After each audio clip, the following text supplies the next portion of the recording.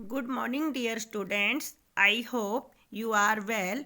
बेटा, मैथ्स में हमारी 3D शेप्स चल रही हैं बेटा, और इसमें आपने अपनी प्रीवियस क्लास में कुछ शेप्स कर ली थी बेटा।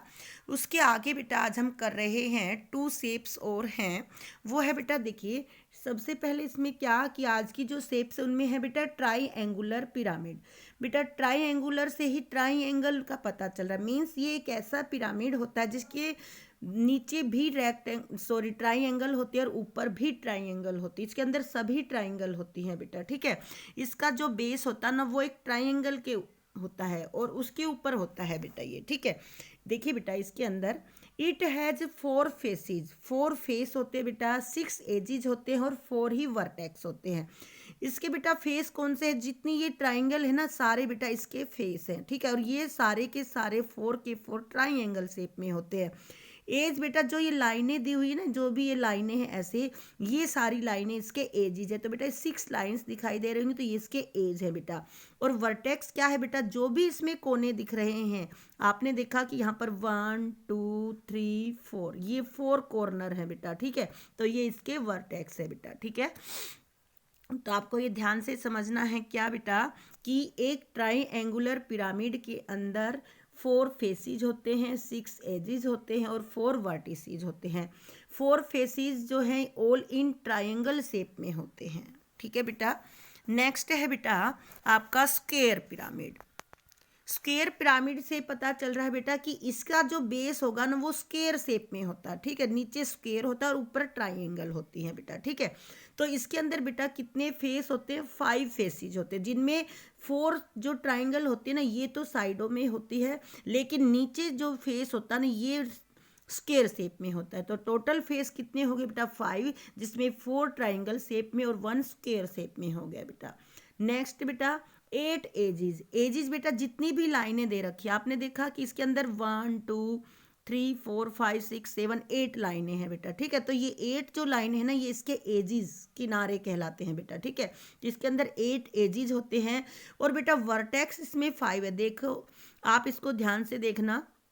इसके अंदर 1 2 3 4 और 5 कॉर्नर है, तो ये कॉर्नर क्या है बेटा? इसके वर्टेक्स हैं। तो फिर से देखिए क्या है इसमें कि एक square pyramid has 5 faces, 8 edges and 5 vertices. 5 faces में 4 ट्राइंगल शेप में और 1 स्क्वायर शेप में बेटा, ओके। आई होप कि आपको ये समझ में आ गए होंगे बेटा। अब देखिए बेटा, अब बेटा ये आपकी एक टेबल दी हुई है, इसके अंदर जितनी भी ये सॉलिड शेप, बेटा इन शेप्स को सॉलिड शेप्स भी कहा जाता है, जो 3D शेप्स हैं। इसमें देखिए बेटा क्यूबॉइड दिया हुआ है। क्यूबॉइड के फेस कितने होते हैं? 6 फेसिज होते हैं, 12 एजिज होते हैं, 8 वर्टिसेज होते हैं। कल आपने बेटा ये किया था। ऐसे ही बेटा क्यूब में भी 6 फेसिस, 12 एजिज और 8 वर्टिसेस होते हैं बेटा। दोनों में सेम होता है। डिफरेंस क्या है बेटा इसमें कि इसके जो फेस होते हैं ना क्यूबॉइड के, ये तो रेक्टेंगल शेप में होते हैं, जबकि क्यूब के फेस होते हैं वो स्क्वायर शेप में होते हैं।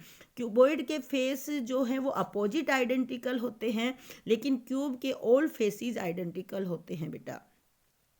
कोन है बेटा, कोन के अंदर क्या होता है बेटा? 2 फेसिज होते हैं, जिसमें क्या होता है? 1 तो फ्लैट फेस होता है और 1 कर्व फेस होता है बेटा। इसके अंदर 1 एज होता है, किनारा एक ही होता है, ठीक है। और वर्टेक्स भी एक ही होता है बेटा। फिर है बेटा सिलेंडर। सिलेंडर में टोटल फेसिस 3 होते हैं, जिसके अंदर 2 तो फ्लैट होते हैं और 1 कर्व फेस होता है बेटा, ठीक है। एज इसके अंदर 2 होते हैं, लेकिन इसके अंदर वर्टेक्स नहीं होते हैं बेटा, ठीक है। नेक्स्ट है बेटा स्फीयर। स्फीयर में 1 ही फेस होता है, ओनली कर्व फेस, लेकिन इसके अंदर एज और वर्टेक्स नहीं होते हैं बेटा, ठीक है। नेक्स्ट है बेटा आपका ट्राइंगल पिरामिड। ट्राइंगल पिरामिड में अभी पढ़ा आपने कि इसके अंदर बेटा क्या 4 फेसिज होते हैं, 6 एजिज होते हैं और 4 ही वर्टेक्स होते हैं। और बेटा स्क्वायर पिरामिड में 5 फेसिज होते हैं, 8 एजिज होते हैं और 5 वर्टेक्स होते हैं बेटा, ठीक है। तो बेटा आपको ये टेबल आपको अपनी बुक में फिल कर लेनी है, अपनी नोटबुक में भी लिख लेना है बेटा, और इनको लर्न करना है बेटा ध्यान से। सारी सॉलिड शेप्स जो 3D शेप्स है ना इनको आपको लर्न करना है बेटा।